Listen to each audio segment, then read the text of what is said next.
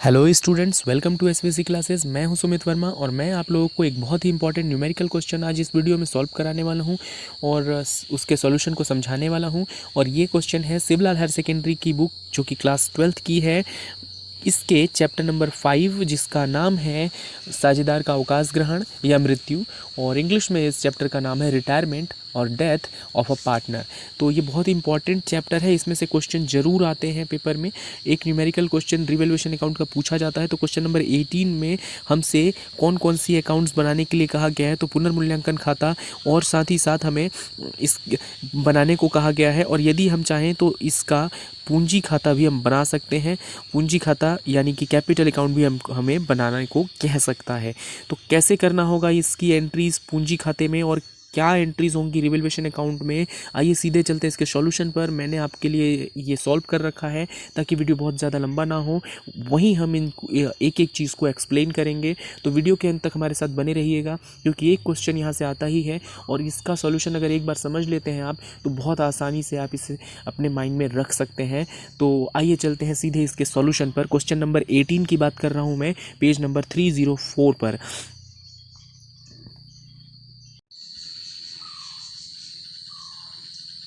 So friends, आ गए हैं हम लोग क्वेश्चन नंबर 18 के सॉल्यूशन पर। क्वेश्चन अभी अभी आपने देख लिया। आप चाहें तो समझने के लिए बुक के 304 नंबर पेज पर जाकर क्वेश्चन को सामने रख भी सकते हैं।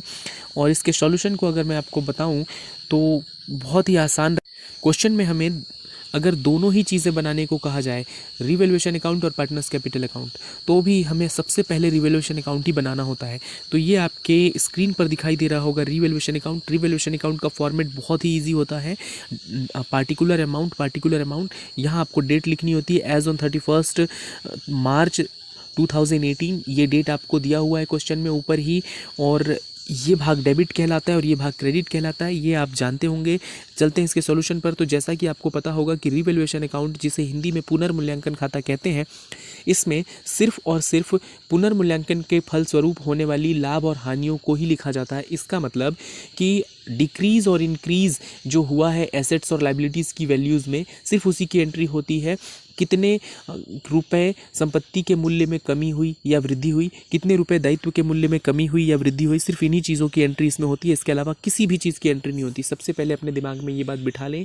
क्वेश्चन में दी गई विभिन्न जानकारियों में से बहुत सारी डिटेल्स दी रहेंगी, लेकिन उनमें से आपको सिर्फ वो डिटेल्स लेने हैं जिसमें संपत्तियों और दायित्वों का जिक्र किया गया हो और वो उनमें कमी हुई हो या फिर वृद्धि हुई हो। इसके अलावा बाकी कोई एंट्री नहीं आती, जैसे कि कैपिटल या गुडविल, इनकी एंट्री रिवैल्यूएशन अकाउंट में नहीं आती। जहाँ कमी या वृद्धि होगी सिर्फ वही एंट्री आएगी। तो क्वेश्चन में जैसा कि आप देख सकते हैं, समझने के लिए मैं रिकमेंड करूंगा कि आप क्वेश्चन को जरूर देखें। जैसे जैसे मैं आपको एक्सप्लेन करूं आप क्वेश्चन पर भी देखते जाएं। तो सबसे पहले क्वेश्चन में हमें कह रहा है, चिट्ठे के बाद देखिए आपको लिखा गया है कि 1 अप्रैल 2018 को सोहन निम्न शर्तों पर फर्म से पृथक हुआ। चिट्ठे के नीचे हमेशा शर्त दिए होते हैं, उन्हीं शर्तों के आधार पर आपको क्वेश्चन को सॉल्व करना होता है। तो उसमें कहा गया है कि सबसे फर्स्ट नंबर में स्टॉक का 10% से अवमूल्यन किया जाए। अवमूल्यन इंग्लिश में उसका मतलब होता है कि जो भी वैल्यू है उसको डी वैल्यू किया जा रहा है। डी वैल्यूड मतलब कि उसकी वैल्यू को कम किया जा रहा है, कहीं कहीं इसे डिक्रीज भी कहा जाता है। तो स्टॉक के मूल्य में कमी हो रही है। स्टॉक एक एसेट्स होता है और एसेट्स की वैल्यू में कमी आना मतलब संपत्तियों के मूल्य में कमी आना व्यापार के लिए एक हानि होता है और हानियों को किया जाता है डेबिट। बहुत आसानी से आप इसे समझ सकते हैं, 11वीं से आप पढ़ते हुए आ रहे होंगे कि हानियों को डेबिट किया जाता है और संपत्ति के मूल्य में कमी होना एक हानि है और स्टॉक एक संपत्ति है। इसी वजह से इस मूल्य में कमी को डेबिट किया जाएगा। और डेबिट में एंट्री हमेशा आपने 11th में सीख लिया होगा 2 के साथ करते हैं। तो 2 स्टॉक अकाउंट लिखेंगे हम लोग। और ये वैल्यू जो 2700 रुपये हम लिखे हैं यहाँ पर, वो कैसे आई है, तो आप सिंपली इसको क्या करेंगे, 2700 कैसे आपने कैलकुलेट किया, तो आप चिट्ठे में देखिए, बैलेंस शीट में देखिए, संपत्ति की ओर दाईं तरफ आपको स्टॉक के आगे 27,000 रुपये दिख रहा है और हमें कह रहा है क्वेश्चन में कि 10% से कमी करिए। तो आप सिंपली 27,000 का 10% निकाल कर देख सकते हैं रफ में। 27,000 इसका निकाल लीजिए 10%, तो 10% जब आप इसका कैलकुलेट करोगे तो 0 से 0 कैंसिल हो जाएगा और ये इंटू कर लोगे आप लोग, 2700 रुपये आ जाएगा। तो 2700 रुपये आ गया। इस 2700 रुपये को यहाँ पर लिख दिया हमने। पूरे 27,000 ना लिखें, कई बच्चे गलती करते हैं और पूरे 27,000 जो वहाँ पर दिया हुआ है चिट्ठे में वो उठाकर लिख देते हैं। तो चिट्ठे की वैल्यू को नहीं लिखा जाता, बल्कि चिट्ठे की वैल्यू में हम ये देखते हैं कि कितनी कमी हुई या कितनी वृद्धि हुई। यहाँ कह रहा है 10% कमी हुई, तो 10% कमी को हमने कैलकुलेट किया, 2700 आया, 2700 आया और उसको हमने लिखा। सेकंड नंबर पर चलते हैं तो लिखा है देनदारों पर 3% अशोध्य ऋण कोष बनाया जाए। देनदारों पर 3% अशोध्य ऋण कोष बनाने को कह रहा है, मतलब बैड डेब्ट रिजर्व बनाना है आपको 3% की रेट से। और बैड डेब्ट रिजर्व यानी कि देनदारों पर जो संचय होता है या आयोजन होता है वो देनदारों पर ही किया जाता है और किसी चीज़ पर नहीं। एकदम आसान है समझना कि बैड डेब्ट रिजर्व डेप्टर्स पर होते हैं। चिट्ठे में स्टॉक के ही नीचे देखिए सन्ड्री डेप्टर्स दिया हुआ है। सन्ड्री डेप्टर्स की वैल्यू वहाँ पर कितनी दी हुई है आप क्वेश्चन में देख सकते हैं, 18,000 रुपये दिया हुआ है। 18,000 रुपये का आपको 3% निकालना है। जब 18,000 का आप 3% निकालोगे तो आप देख सकते हैं यहाँ पर नोट मैंने बना रखा है, 18,000 का 3% जब आप निकाल लोगे तो 540 रुपये आ जाएगा। इसका मतलब ये हुआ कि 540 रुपये की एंट्री आपको करनी है। इसका रीज़न क्या है कि पहले से चिट्ठे में कोई भी आयोजन जिसे प्रावधान भी कहते हैं या बैड डेब्ट रिजर्व नहीं है। अगर होता तो हम कंपैरिजन करते कि उसमें कमी हुई या वृद्धि हुई, लेकिन यहाँ तो डेफिनेटली वृद्धि ही हुई है। 540 रुपये का आपको प्रोविज़न करना होगा। इट मीन्स संभावना है कि 540 रुपये का आपके जो देनदार हैं वो पेमेंट नहीं करेंगे आपको और वो पैसा डूब जाएगा।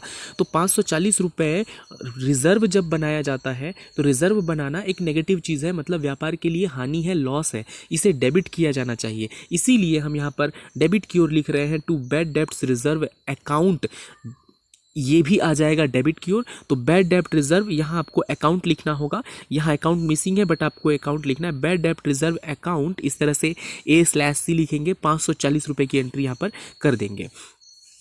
अब देखिए नेक्स्ट वाला क्वेश्चन, सॉरी इसी क्वेश्चन के थर्ड नंबर में देखिए, फर्म की ख्याति का मूल्य पिछले 3 वर्षों के औसत के दोगुने से आंका जाए। ख्याति की एंट्री इसमें नहीं होती, मैं पहले ही जिक्र कर चुका हूँ। तो फिलहाल हम ये वाले जो पॉइंट है इसको छोड़ देंगे, स्किप कर देंगे, अभी हमें इसकी ज़रूरत नहीं है। क्योंकि मैंने क्या कहा था कि संपत्ति और दायित्वों में जहाँ कमी या वृद्धि हो सिर्फ उसी को इसमें लिखा जाता है और कुछ भी इसमें नहीं लिखा जाता। तो बहुत छोटा सा न्यूमेरिकल क्वेश्चन है, इसमें और कुछ भी नहीं आने वाला, 2 ही पॉइंट था जिसे आपको सॉल्व करना था। अब हम लोग सीधे कैलकुलेट कर लेंगे प्रॉफिट या लॉस, जिसे कि बैलेंस कैलकुलेट करना भी कहते हैं। डेबिट का योग जब हम करते हैं तो आपको मिलता है 3,240 रुपये, डेबिट का योग कर लिया। क्रेडिट में पहले कुछ भी नहीं होता और 0 है, कोई भी एंट्री नहीं है। तो क्या किया हमने, 3,240 में से क्रेडिट का माइनस किया। डेबिट का योग ज़्यादा है, क्रेडिट का योग कम है, तो इसका मतलब कि हमें हानि हुआ है। याद रखें, जब डेबिट का टोटल क्रेडिट के टोटल से अधिक हो तो ये लॉस होता है, हानि होती है। उस हानि को हमें बांटना पड़ेगा पुराने साझेदारों में, मतलब जो भी जितने भी साझेदार हैं पहले से, उन साझेदारों के बीच हमें इसको बांटना होगा। तो 3 साझेदार हैं आपके पास, क्वेश्चन में देख सकते हैं आप, मोहन, सोहन और योहन नाम से 3 साझेदार हैं। तीनों को बारी बारी से आप उनके पुराने अनुपात में, मतलब जो उनका रेशियो क्वेश्चन में दे रखा है 1/2, 1/3, 1/6, जब उसको आप रेशियो में कन्वर्ट करोगे तो वो 3:2:1 हो जाएगा, मतलब 3:2:1 हो जाएगा।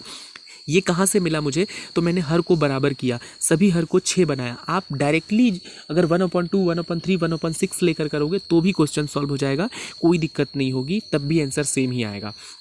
तो आप ये भी ले सकते हैं या फिर क्वेश्चन में एज इट इज़ जैसा दिया है वो लेकर भी करोगे तो आंसर वही आएगा। कैसे बांटना होगा आपको लॉस को, लॉस हो या प्रॉफिट इसी तरह से बांटा जाता है। तो मोहन का नाम लिखा हमने, पहले आपने हेडिंग डाल दी, नोट में हेडिंग ज़रूर डाला करें, जैसे distribution of profit and loss. अगर हिंदी मीडियम के बच्चे और हिंदी में नोट बनाना चाहते हैं तो लिख दें हानि का विभाजन या लाभ हानि का विभाजन, और कोष्टक में आपको वो अनुपात लिखना होता है जिस अनुपात में आप ये बांट रहे हो।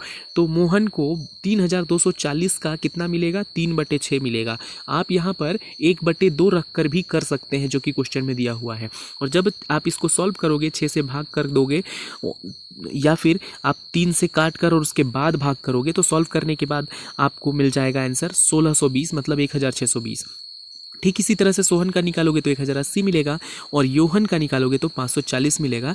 आप इसका स्क्रीनशॉट लेकर आराम से समझिए कि इसको कैसे सॉल्व किया गया। आपको डिवाइड करना, इनटू करना मतलब गुना और भाग करना तो आता ही होगा।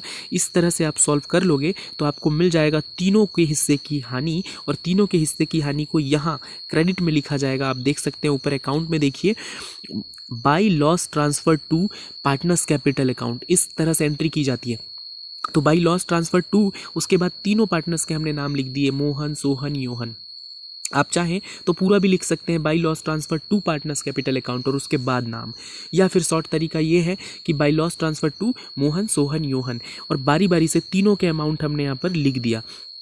तीनों को प्लस करके 3240 होता है, इसको आपने अकाउंट में मेंशन कर दिया यहाँ पर, और अंत में आपने दोनों तरफ का टोटल कर दिया। दोनों तरफ का टोटल हमेशा आमने सामने एक ही लाइन में होना चाहिए, और ये टोटल दोनों तरफ का बराबर है। ये रीवैल्यूएशन अकाउंट आपका बन गया। कितना आसान था। इसमें दो ही एंट्री थी, वो कौन सी, स्टॉक और बैड डेब्ट रिजर्व का। क्योंकि डेबिट का योग ज़्यादा था इसलिए लॉस हुआ, क्रेडिट का योग कम था। उसके बाद लॉस को हमने डिवाइड कर दिया और सभी साझेदारों में बांट दिया उनके पुराने अनुपात में जो दे रखा था। बस इतना ही करना था रिवैल्यूएशन में। रिवैल्यूएशन बहुत ही आसान चीज़ है, याद रखना है कि जितना कमी या वृद्धि होता है बस इसी का एंट्री इसमें आता है। तो उम्मीद है आपको ये क्वेश्चन का जो सॉल्यूशन है वो समझ आ गया होगा, और यदि ऐसा है तो आप कमेंट करके ज़रूर बताएं। यदि कोई किसी एंट्री में दिक्कत है, कुछ समझना चाहते हैं तो वो भी आप कमेंट कर सकते हैं। वीडियो को लाइक और शेयर करना ना भूलें। सब्सक्राइब तो आप चैनल को करेंगे ही। तो जस्ट इसके बाद वाली वीडियो में मैं आपको इसी क्वेश्चन का पार्टनर्स कैपिटल अकाउंट बताने वाला हूं कि पार्टनर्स कैपिटल अकाउंट कैसे बनाया जाएगा इसी क्वेश्चन का। तो उम्मीद है आप लोग वेट करेंगे नेक्स्ट वीडियो का। जल्द ही नेक्स्ट वीडियो में इसी का पार्टनर्स कैपिटल अकाउंट में आपको दिखाने वाला हूँ।